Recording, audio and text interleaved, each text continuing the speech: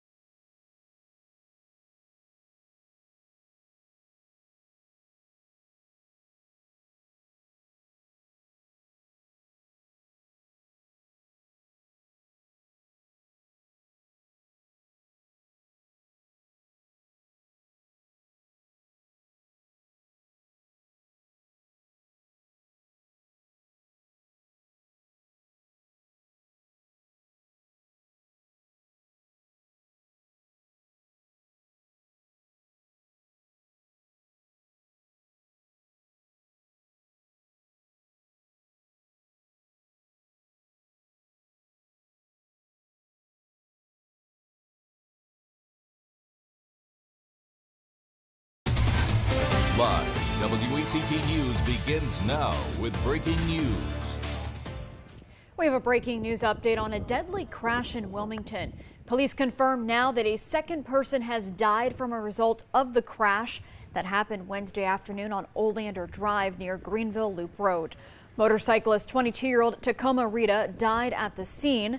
A passenger in the other car involved, 62-year-old Ophelia Landa, died later at the hospital. Police say that Rita was speeding when the accident happened, but investigators haven't pinpointed what caused the crash. We will have a live update on the accident coming up on WCT News at 5 o'clock. A man charged in the murder of a Bladen County man has been indicted in another murder. Nikolai Hubling faces a first-degree murder charge in Tennessee. Right now, Hubling is in the Bladen County Jail awaiting trial for first-degree murder charges in the death of 81-year-old William Lowry. He was killed in August of 2024. He was last seen walking in Amman near his home. In a post on Facebook about the case, the Bladen County Sheriff's Office says that they got a tip that Hubling shot Lowry, who had been hitchhiking outside of Fayetteville, then disposed of his body. All right, time to take a look at your first alert forecast. And of course, we're tracking the next big thing for you. It's really two things. We got an unseasonably warm Friday coming up. Don't think we quite get to record highs, but we're talking highs in Wilmington, probably mid, maybe even upper 70s. If you happen to be along the I-95 corridor, we could be talking about high temperatures close to 80 degrees, beaches into the upper 60s, and also some rainy conditions moving in over the weekend. And because of a small threat of severe weather on Saturday, we went ahead and upgraded Saturday to a first alert weather days. You do want to be aware of some thunderstorms with the potential of some damaging winds. In the meantime, pretty quiet conditions across the Carolina, but there is action off to our north. You can see rain across the mid-Atlantic and stretching back into portions of the Ohio Valley. Even some severe thunderstorm warnings as you get back into portions of Kentucky and West Virginia. But first alert digital Doppler completely quiet at this hour. Let's go ahead and tell you how things will unfold here. Hour by hour forecast model. Going to go ahead and advance things to tomorrow afternoon. You can see at least even tomorrow afternoon the chance of a few showers moving across the area. That chance of rain only increases though as we head into Saturday. That's of course as a front begins to move into the area. Now I don't think Saturday is necessarily going to be a washout. You can see even on Saturday morning just a few isolated showers around probably first thing in the morning. Showers rather than a steady rain probably in the forecast for your Saturday. But I think as we get to the afternoon hours especially, you can see the showers becoming heavier, steadier, maybe even the potential of a few thunderstorms in the mix, especially New Hanover, Brunswick County. That's probably where you have the highest potential of a stronger thunderstorm. This is the latest rainfall forecast from our hour by hour forecast model. I got to tell you, some of the newer models backing off on some of the intensity of the rainfall. We were hoping to see maybe on the order of an inch of rain in some places, but at least the newest run of our European computer model is suggesting a little bit less than that. Here's your forecast for tonight. 57 degrees, the overnight low. Watch out for some patchy areas of fog. Breezes will settle, be a little bit breezy during the evening hours. And then tomorrow, 76 here in Wilmington, but again, a wide range of temperatures, 60s along the coast, deep 70s, maybe close to 80-degree temperatures further inland. And as you want to check out your wardrobe for tomorrow, might want the umbrella, light jacket, and of course the spring wardrobe. Your temperatures at this hour, 50s and 60s along the coast. So again, a big temperature contrast, but mid 70s right now, a little bit further inland. And your 7-day forecast featuring 76 for tomorrow. First alert weather day on Saturday with some showers, maybe an embedded stronger thunderstorm. And on Sunday, still might see an area of low pressure developing off the coast, so some showers, especially early in the day. And then get ready, winter weather returning Monday and Tuesday, highs upper 40s to around 50 and lows in the upper 20s and lower 30s. A crash if you're heading towards the Porter's Neck area may impact some of your commute. It's over going to be there on Market Street and Porter's Neck Road. Things are looking good though as you head off towards the Porter's Neck area, but just something to keep on your radar heading towards that area. If you're heading over towards Brunswick County, there is a lane closure in place right now. The right lane's going to be closed on US 421. It's going to be right before US 17. They're doing some bridge inspections over towards that area. So that's going to cause a little bit of delay in your commute as we are seeing some of that traffic as you head off of the Isabel Holmes Bridge and over towards that way. Speaking of our area bridges, here's a look right now. Just seeing a little bit of a slowdown on the westbound side of the Isabel Holmes Bridge. That's going to factor in that lane closure that we were just talking about. So that's why we're seeing some of those slower commute times over towards that way. Taking a look at the Cape Fear Memorial Bridge right now, starting to see some heavier traffic as you head into Brunswick County. Heading into Wilmington, things are looking good. Of course, expected at the 5 o'clock hour to start to pick up and see more traffic heading into Brunswick County. Want to remind you that there is a road closure still in place over in Leland. This is going to be on Ocean Gate Plaza near Ocean Highway East. They're doing that roundabout over towards that area, so that's going to be closed until May. Something we're going to have to get used to, but there are some detours in place that you can take, and that's going to be taking Tradeway Drive to Gateway Drive is going to be your best alternative route. Well, speaking of some more construction, nearly a month after it reopened to traffic, crews are now putting the finishing touches on a new roundabout. It's at the intersection of River Road and Independence Boulevard in Wilmington. A city spokesperson says the plan was always to have the final paving would be done after the reopening. Lane closures will last from 9 to 4 during this week as that work wraps up.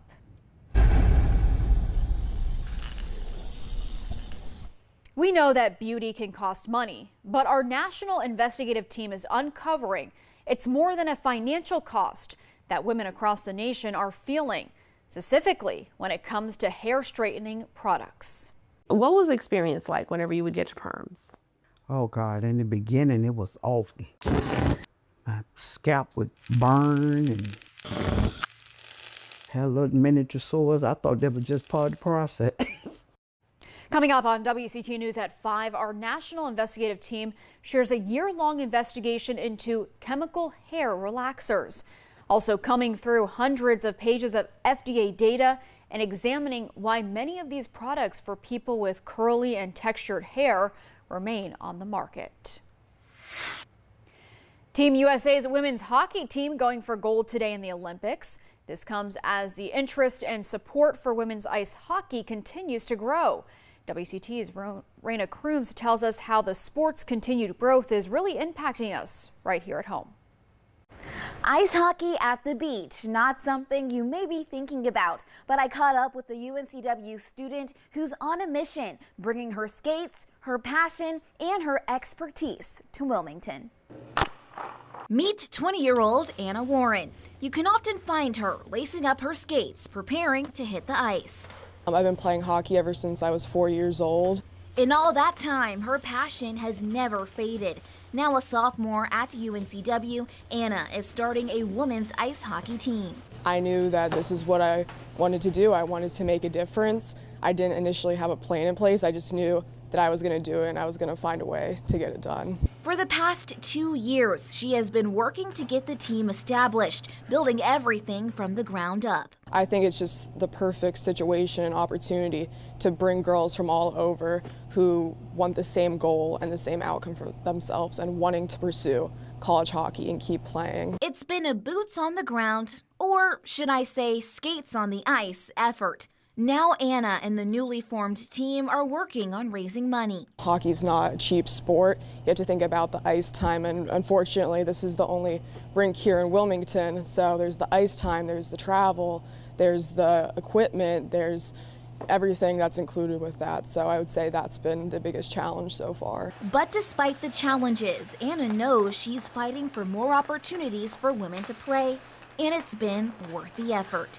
She even had the chance to meet Olympian Kendall Coyne Schofield. I got to hold both of her Olympic medals. It was just such a cool experience to be able to look up to her and actually meet her in person and think I could do something like this. Being able to meet one of my idols, it was just incredible. Like, I can't even express how incredible it was. And she's holding on to moments like that as she continues spreading her love for the game. Seeing all of the women who have put in so much effort and have been so vocal about women's ice hockey and trying to grow it, it's definitely helped me work so hard to try to create something great here and really leave a mark at UNCW in the Wilmington area for women's ice hockey. And all of that work has paid off. The team will be playing in their first competitive game this fall. Raina Crooms, WECT News. Well, tonight, the Cape Fear Public Utility Authority is giving an update as they extend public water service in northern New Hanover County. The project, powered by state and federal grants, would provide public water to neighborhoods that are currently serviced by private wells. And today, a public meeting on the Bayshore Water Extension Project in Porter's Neck also taking place. It all starts at 6 this evening at Eaton Elementary School on Gordon Road. Holly Ridge Town Council once again considering the annexation of more than 1,500 acres. The land would be along Highway 50 and West Ocean Road in Pender and Onslow counties. And today, a special meeting to get more details on the potential annexation at Holly Ridge Community Center. That's on Sound Road, adjacent to the Holly Ridge Police Department. That also starts at 6 this evening. And here's a charity comedy show happening tonight, and it's benefiting a great cause. It'll feature multiple comics. A portion of the proceeds from tonight will actually be donated directly to the Open Gates Domestic Violence Shelter. And the event aims to make a real, tangible impact in our community. That event takes place tonight at Waterline Brewing Company from 7 to 9. Well, that's all the time we have for this First at 4 live stream. Thanks so much for joining us. We'll see you back here at 5 o'clock for the latest news, weather, and traffic.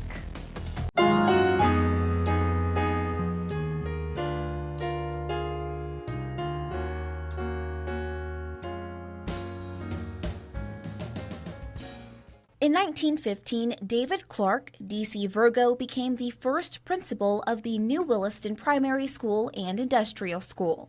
Under Virgo's leadership, Williston built a reputation for academic excellence and became a beloved school for the Black community. Virgo's impact was felt beyond Williston's walls as he led fundraisers to help build Wilmington's first Black community hospital, was part of the Negro Chamber of Commerce, and was also president of the City Improvement League. Virgo worked as an educator for 40 years before retiring in 1953. D.C. Virgo Junior High School was dedicated to him on October 25, 1965, and UNCW now operates the D.C. Virgo Preparatory Academy.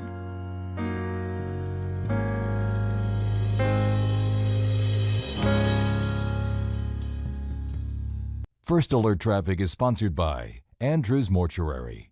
Pre-planning your funeral service provides peace of mind and personal choice. Learn more at andrewsmortuary.com. Stream One-on-One with John Evans podcast on these platforms or on WECT.com.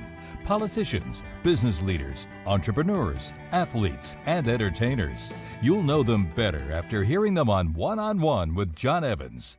Sponsored by Glow Med Spa.